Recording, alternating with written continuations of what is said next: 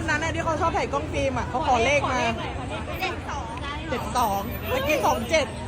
เมื่อกี้พี่จีให้27พี่เนทให้27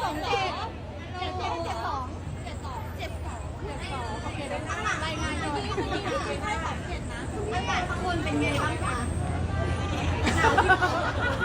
จะโชว์ลอตเตอรี่เหรอจะโชว์เหรอพี่จีจ่ายเขาบอกว่าคนสวยนะเพี้ยนโทรศัพท์ไปเลยอะไรนะมีเอากี่อย่าซื้อเยอะนะถ้าเกิดไม่ถูกแล้วไม่ถูก ถ้าถูกเดี๋ยวพาไปเลี้ยง